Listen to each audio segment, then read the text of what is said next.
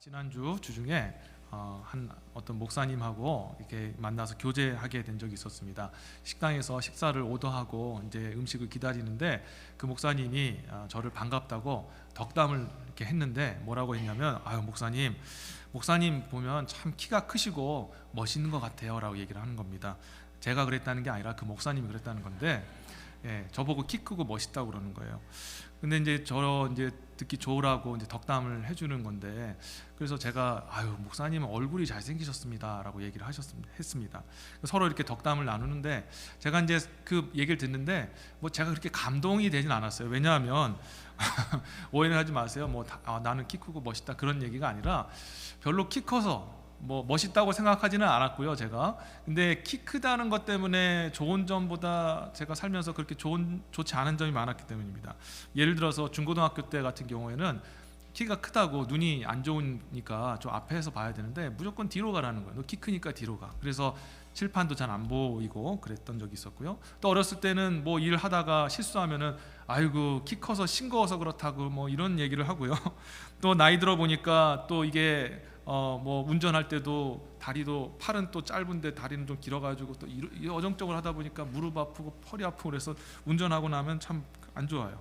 또 땅에 있는 거 짚을 때도 다른 분들은 살짝 짚어서 올라가는데 저는 한참 내려갔다가 한참 올리고, 또 위에 뭐 이렇게 있으면은 저를 불러가지고 좀 꺼내달라고 이렇게 막 얘기를 하고 막 올라가라고 그렇게 얘기를 합니다. 군대 있을 때는요, 저보고 이렇게 같이 있는데 머리 하나가 이제 조금씩 크니까 너 나와. 그래서 뭐 어떤 작업이나 또 아니면 훈련 같은데 제일 먼저 끌려가서 그렇게 군생활도 고생했어요. 그러다 보니까 키 큰 거에 대해서 별로 좋은 점을 못 느끼겠어요. 그래서 뭐 키 큰 거 뭐 별것 없네. 딱 하나 있었다. 저희 장모님께서 저를 보시고 다른 거 다 모르겠는데 키 커서 마음에 든다 해가지고 제가 결혼을 하게 된 거 그것만 생각해도 참 좋은 거네요, 그죠? 예. 그런데 교제하시는 그 목사님은 제가 키 큰 게 지금 부러웠나 봅니다. 그래서 작은 것보다 큰 게 좋지요 하고 저한테 얘기를 하는데, 제가 그 얘기를 들으면서 이제 잠시 생각하기를 참 내가 별거 아닌 거라고 생각하는 건데 저분은 참 귀하다고 생각을 하는구나라는 그런 생각을 하게 되었습니다. 우리는요 살면서 우리 자신이 나 별거 없는데 나 뭐 볼품 없는데라고 생각할지 모르겠지만 저와 여러분에게는 하나님께서 주신 그 강점과 그리고 또 장점이 있다는 것을 여러분들이 잊지 않게 되시길 바라겠습니다. 우리가 얼마나 대단한 존재라고 난 별거 아닌데라고 생각할지 모르겠지만 하나님께서는 여러분들을 반짝반짝하게 하실 그런 귀한 은사들과 능력들을 여러분 각자에게 다 주셨다라는 것을 여러분 믿으시기를 다시 한번 주의 이름으로 축원드립니다. 다 여러분 그런 귀한 것들이 있어요. 그런데 우리는 그런 귀한 것들이 있음에도 불구하고 그냥 나는 좀 부족하다, 못났다, 평범하다 이렇게 생각하면서 오히려 세상을 살면서 위축되어 살아갈 때가 참 많이 있지 않습니까? 그런데 위축되지 마시고 하나님께서 내게 귀한 것 주셨다, 난 존귀하다라는 그런 마음을 가지고 그렇게 살아가게 되시길 진심으로 바라겠습니다. 교회 안에서 혹시 그런 모습들이 발견되면 우리 막 칭찬해 주면서 아유 참 우리 권사님, 장로님, 집사님 참 대단하십니다, 이런 은사를 가지셨군요 하며 서로를 격려하고 그 좋은 것들을 세워주었으면 좋겠습니다. 왜냐하면 이렇게 세워지고 우리 안에 주님 주신 그 은혜가 우리 마음 가운데 은혜가 되어지고 확신이 되어지고 자존감이 되어질 때 우리는 그것을 가지고 사탄과 싸울 수 있기 때문이라는 것입니다. 여러분, 사탄이요 세상을 그리고 저와 여러분들을 이제 믿는 자를 공격을 하는데 어떤 식으로 공격할까? 제가 잠깐 말씀을 드리겠습니다. 이 사탄은 원래는 어떤 존재였습니까? 하나님을 찬양하는 이 찬양 대장이었지 않습니까? 그래서 모든 천사들과 함께 그 영광의 하나님을 가장 일선에서 찬양하는 영광의 그런 그 직분을 가지고 있었습니다.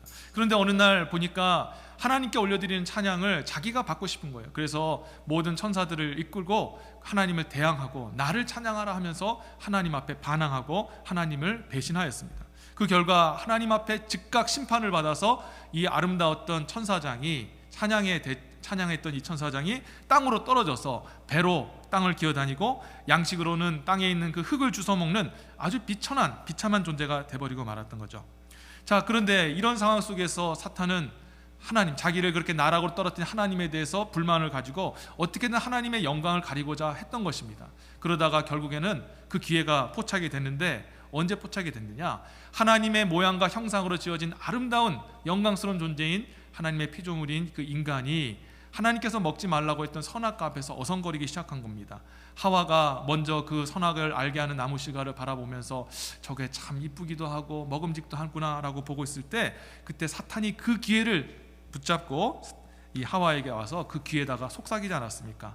하와야, 선악을 알게 하는 나무 실과를 먹어도 너는 죽지 않는다. 그리고 이것을 먹는 날에는 너희 눈이 밝아져서 너희가 하나님처럼 될 것이다. 그렇게 속삭인 겁니다. 그 이야기를 들은 하와가 갑자기 사단의 이야기를 듣고 나서 보니까 선악을 알게 하는 나무 실과가 보암직도 하고 먹음직도 하고 지혜롭게 할 만큼 탐스럽게 보였던 것이죠. 그래서 자기 혼자 하기는 좀 그러니까 남편을 불러다가 우리 같이 먹읍시다 하면서 그 선악을 알게 하는 나무 실과를 따서 자기도 먹고 남편도 먹고 해서 하나님 앞에 말씀에 순종하여 범죄하게 되는 그런 죄를 짓게 되었던 것이죠. 자, 이렇게 하나님 앞에 범죄하고 그리고 하나님 앞에 큰 죄를 지었던 인간이 어떻게 되었습니까? 즉시로 하나님의 심판이 임하지 않았습니까? 그래서 인간이 하나님 앞에 저주를 받고 에덴 동산에서 쫓겨나게 되고 영생을 잃어버리고 가지고 있었던 그 모든 영광과 존귀 다 박탈당하고 하나님의 저주 안에서 심판과 고통 가운데 그 저주받은 이 땅에서 고생하면서 죽음을 맞아 바라보면서 죽음을 향해 달려나가는 아주 비참한 하나님의 모양과 형상이었던 가장 존귀했던 존재가 이렇게 비참한 존재가 돼버리고 말았던 것이죠. 그러면서요, 사탄이 인간을 그렇게 나락으로 떨어뜨린 이후로 지금까지, 그리고 예수님 오시는 그날까지 사탄이 저와 여러분들 그리고 세상 사람들을 향해서 뭐라고 얘기하냐? 그 마음속에 너는 비천한 존재다, 너는 저주받은 존재다, 너는 존귀하지 않다, 너는 쓸모없다, 너는 반드시 실패할 것이고 그리고 결코 잘 되지 못할 것이다 라는 그런 생각을 저와 여러분 가운데 계속해서 집어넣고 있다는 것입니다. 여러분, 이게 오늘날 사탄이 저와 여러분들을 공격하는 영적인 공격 방식이라는 것을 여러분이 기억하셨으면 좋겠어요. 우리도 살다 보면요, 여러분 마음속에 이런 생각하지 않습니까? 우리 존재에 대한 그런 질문인데 나는 지금 잘 살아가고 있을까? 여러분 그런 질문 하시죠. 잘 살아가고 있나? 그리고 나라는 존재는 정말 존귀한가? 그리고 하나님께 인정받는 마지막 주님 앞에 섰을 때 인정받을 수 있을까? 이런 질문들을 여러분들이 하고 살고 계실 거라고 생각이 되는데, 이 질문에 대해서 여러분의 답변은 어떻습니까? 나는 잘 살고 있는가? 이 질문에 대해서 여러분 뭐라고 답합니까? 아마 속으로 답하신 게 있을 거예요. 잘 산다고 생각하기보다는 잘 못 살고 있다라고 아마 생각하시지 않을까 생각됩니다. 나라는 존재는 정말 존귀한가? 라고 생각해 보면 여러분 마음속에 탁 드는 생각이 뭐냐면, 나 정말 존귀해. 그게 아니라 나는 존귀하지 않은 것 같아. 나는 비참하고 괴롭고 실패한 존재 같아. 내 하는 일마다 잘 안 되잖아. 내가 꿈꾸고 기대한 것이 안 되잖아 하면서 그렇게 우리 자신을 폄하하는 거예요. 하나님께 인정받는 인생을 살아갈 수 있을까? 주님 앞에 섰을 때 내가 인정받을까라고 그렇게 질문했을 때 우리 마음속에 어떤 답을 하고 있습니까? 내가 하나님 앞에 책망이나 듣지 아니하면 다행이지, 하나님 앞에 정말 구원이나 받으면 다행이지라는 그런 마음을 가지고 살고 있지 않느냐라는 것이죠. 여러분, 이게 겸손한 마음인 것 같고 하나님 앞에 낮아지는 마음 같지만 실은 그것은 하나님 기뻐하지 않는 마음이다라는 것입니다. 여러분, 사탄이요, 우리 마음속에 우리를 그렇게 비천하게 떨어뜨리고 만 이후에 계속해서 모든 수단과 방법을 동원해서 우리 저와 여러분들의 마음속에 그런 마음을 쏟아놓고 있다는 것을 여러분들이 기억하셔야 된다는 것입니다. 우리는 이 사탄의 거짓 소금에 지금 놀아나고 있는 것입니다. 그런데 성경을 보면요, 성경은 우리에게 그렇게 얘기하지 않습니다. 저와 여러분들은 존귀하다, 복된 존재다라고 성경은 반드시 우리에게 그렇게 선언하고 있어요. 구약의 선지자 이사야는 이사야서 43장 4절에서 하나님을 대신해서 하나님의 말씀 이렇게 선포하지 않았습니까? 내가 너를 보배롭고 존귀하게 여기고 너를 사랑하였은즉 내가 사람들을 주어 너를 바꾸며 백성들로 내 생명을 대신하리니. 아멘. 신약에서 베드로 사도가 또 저와 여러분들에게 하나님의 말씀을 대언하여서 베드로전서 2장 9절에서 이렇게 선언하였습니다. 오직 너희는 택하신 족속이요 왕같은 제사장이요 거룩한 나라여 그의 소유된 백성이니 너희를 어두운 데서 불러내어 그의 기이한 빛에 들어가게 하신 자의 아름다운 덕을 선전하게 하려 하심이니라. 아멘. 성경은 우리에게 뭐라고 얘기했느냐? 하나님의 진리의 말씀은 너희는 보배롭다, 너희는 사랑받은 자이며 그 누구와도 바꿀 수 없는 존귀한 자다라고 우리에게 선언하고 있습니다. 그리고 우리에게 말씀하기를 너희는 나의 택한 족속이요 왕 같은 제사장일 뿐만 아니라 거룩한 나라고 소유된 백성들 뿐만 아니라 어둠에서 빛으로 불림받은 것이고, 그리고 그 영광의 빛을 나타내며 하나님께 영광 돌리는 그런 존재가 되었다라고 성경이 우리를 향해 선언하고 있는 줄 믿으시기를 바랍니다. 이렇게 성경 말씀은, 하나님은 저와 여러분을 향하여 존귀하다, 귀하다, 복되다라고 얘기하는데, 우리는 마음속에 나는 존귀하지 못한 것 같아요, 실패한 것 같아요, 잘 안 될 것 같아요, 인정받지 못할 것 같고 책망받을 게 분명합니다라는 그런 마음을 가지고 살아가는 이유가 무엇이냐? 오늘 요한 사도는 우리에게 말합니다. 그렇게 사는 이유, 여러분 마음 가운데 여러분이 세상을 이겼다라는 그 믿음을 갖지 못했기 때문이다라고 우리에게 이야기하고 있다는 겁니다. 4절 한번 다시 보세요. 대저 하나님께로서 난 자마다 세상을 이기느니라. 세상을 이긴 이김이 이것이니 우리의 믿음이니라. 아멘. 우리가 세상을 이겼다라는 것을 믿지 못하기 때문이라는 것입니다. 저는 여러분에게 오늘 선포하며 선언합니다. 예수 그리스도 안에 있는 저와 여러분들은 이미 세상을 이긴 줄 믿으시기를 주의 이름으로 축원합니다. 모든 사탄과 그 세상의 권세들을 이기고 우리는 예수 안에서 승리한 자가 되었다는 것을 다시 한번 확신하게 되시기를 바라겠습니다. 여러분, 우리 안에 사탄이 계속해서 마음속에 주는 너는 안 된다, 너는 할 수 없다, 부족하다, 연약하다, 이렇게 말하는 소리를 여러분 듣지 마십시오. 그건 거짓말입니다. 여러분, 우리의 마음속에 드는 그 감정, 우리 안에서 흘러나오는 그 음성을 듣지 마세요. 하나님의 말씀을 믿으시기를 바랍니다. 하나님은 여러분들을 존귀하다 여기십니다. 여러분, 저와 여러분들은 어두움에서 빛으로 옮김을 받은, 이미 옮겨서 빛 가운데 있는 줄 믿습니다. 실패와 절망과 두려움 속에서 살아가는 존재가 아니라 이제는 우리에게 성공과 소망과 기쁨을 바랄 수 있는, 그것을 취할 수 있는 권리가 주어진 사람이라는 것을 여러분이 기억하셨으면 좋겠습니다. 사단의 발 아래서 눌려서 사단이 말하는 거짓말에 속아서 고개 숙이고 살아가는 존재가 아니라 우리는 오히려 예수 그리스도와 함께 사단을 머리로 밟았고, 그리고 사단에 대해서 대항할 수 있으며 사단에게 명령할 수 있는 그런 존재로 격상되었다는 것을 함께 믿으시기를 바라겠습니다. 이게 바로 진실이에요. 이게 여러분과 저와의 실제적인 존재라는 것입니다. 근데 우리가 그것을 믿지 못하는 이유는 우리가 예수 안에서 승리한 자라는 것을 믿지 못하기 때문이라는 것입니다. 그래서 여러분, 이제는 우리가 예수 안에서 승리했다는 것을 여러분 믿으시기를 진심으로 바랍니다. 여러분, 그래서 우리는 승리했다는 것인데, 여러분, 우리 이런 질문할 수 있지 않습니까? 목사님, 우리가 승리했다라고 하는데 왜 승리했습니까? 승리한 이유가 무엇입니까? 그 이유가 있습니다. 오늘 본문 11절과 12절에 보면 예수가 세상을 이기셨는데 그 예수 안에 생명이 있기 때문이다 라고 얘기하고 있어요. 생명이 있기 때문이다. 11절과 12절 보세요. 또 증거는 이것이니 하나님이 우리에게 영생을 주신 것과 이 생명이 그의 아들 안에 있는 것이니라. 아들이 있는 자에게는 생명이 있고 하나님의 아들이 없는 자에게는 생명이 없느니라. 아멘. 지금 요한 사도가 우리에게 말하는 것은 무엇이냐면 예수 그리스도 안에 생명이 있다. 그리고 예수를 믿는 저와 여러분에게는 그 예수 생명이 주어져서 예수의 생명이 있다라는 것을 믿으라는 것입니다. 여러분, 예수가 생명을 가지신 분이십니다. 그런데 이 예수의 생명이 우리가 생각할 때 그저 죽은 자를 살리시는 그냥 그 정도 수준의 생명이라고 생각하지만, 성경은 예수 안에 있는 생명이 그 정도의 생명이 아니라고 얘기합니다. 죽은 자를 살리는 것은 물론이거니와 예수의 생명은 그것보다 크고 위대하고 광대합니다. 왜냐하면 예수의 생명은요, 우주 만물을 창조한 이 창조의 생명이며 그 창조된 모든 만물을 주관하시고 계속해서 생명을 주시는 우주 만물의 생명의 근원되기 때문이라는 것입니다.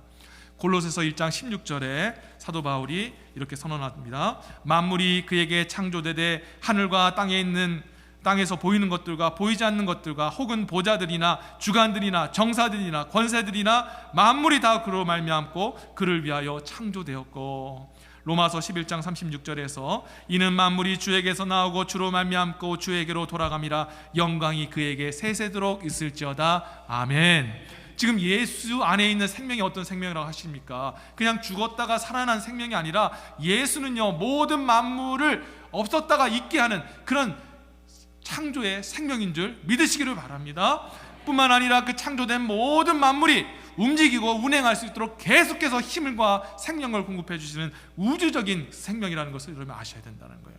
우리가 우주를 바라보면요, 참 놀랍지 않습니까? 지구가 자전을 하고, 그리고 이 지구가 또 태양 주변을 공전을 하고, 온 그런 우주에 있는 별들이 자기의 그 자리에서 계속해서 운항하면서 어떤 생명의 그 놀라운 역사들을 만들어내지 않습니까? 이런 것들이 많은 세상의 과학자들은 우연히 일어난 일이다, 우연하게 이런 일들이 벌어졌다 하지만 그렇지 않습니다. 오늘 사도 바울이 고백했던 것처럼 만물이 그에게서 나오고 창조자 되신 예수 그리스도의 생명이 그 안에 나타날 때 그 예수 그리스도의 생명으로 말미암아 만물이 창조되었고, 그 만물, 창조된 만물이 예수 안에 있는 그 생명으로 말미암아 지금도 운행하고 돌아가고 있다는 것을 여러분이 기억하셔야 된다는 거예요.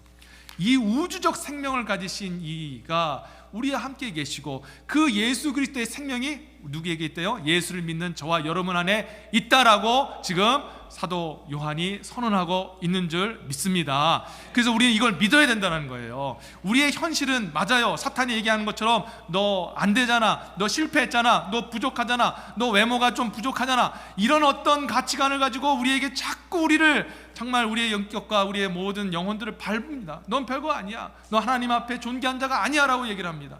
여러분, 그러나 그거는 현실이고요. 그러나 하나님께서 저와 여러분들을 예수 그리스도 안에서 구원하시고 예수의 백성이 되게 하셨다는 것을 여러분이 믿으셔야 된다는 것입니다. 왜냐하면 오늘 본문 12절에 아들이 있는 자에게는 생명이 있다라고 분명히 예수님이 말씀하셨기 때문이라는 거예요. 그 생명이 저와 여러분 가운데 있는 줄 믿습니다. 그래서 저와 여러분들은요, 선언하고 선포하는 저와 여러분이 되어야 될 줄 믿습니다. 아멘. 여러분, 아멘을 하시기를 바랍니다. 이것도 선언하는 거예요. 목사가 선언할 때 아멘 하고 믿는 거, 여러분 그거 목사님 귀에 들고 좋으라고 한 얘기가 아닙니다. 이 말씀이 여러분에게 딱 하나님의 역사로 나타날 수 있도록 여러분들이 믿는 것을 고백하는 게 아멘 아니겠습니까? 다시 한번 여러분 안에 예수의 생명이 있는 줄 믿습니다. 아멘. 여러분, 그 아멘을 하시며 선언하셔야 되는 거예요.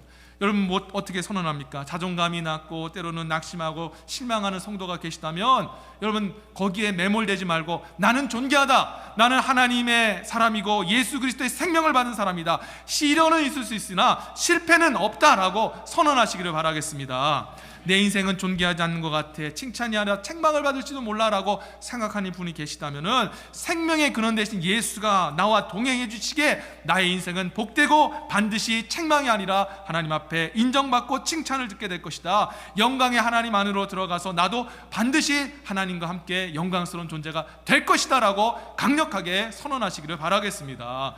우리 자녀들도 여러분 선언하세요. 현재 있는 그 모습 보면서 야 이놈아 너 이거밖에 못해 하고 부족한 그런 모습만 보지 말고 잘 될 것이다, 하나님이 너를 붙잡아 줄 것이다, 네가 하나님 앞에 크게 쓰일 것이다 라고 믿음으로 선언하시기를 다시 한번 주의로 축원합니다. 왜냐하면 우리 안에 예수의 생명이 있기 때문에, 온 우주와 모든 만물을 주관하시는 그 생명이 있기 때문이라는 것입니다. 여러분, 이제는 우리 다시 일어나야 될 줄 믿습니다. 할 수 있다, 된다, 나는 존귀하다, 이길 수 있다, 승리한다.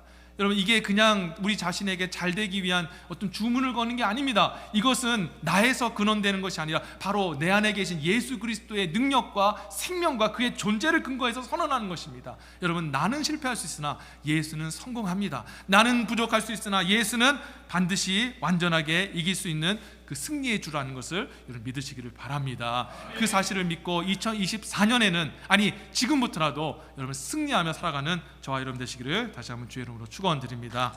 이제 말씀을 제가 맺겠습니다.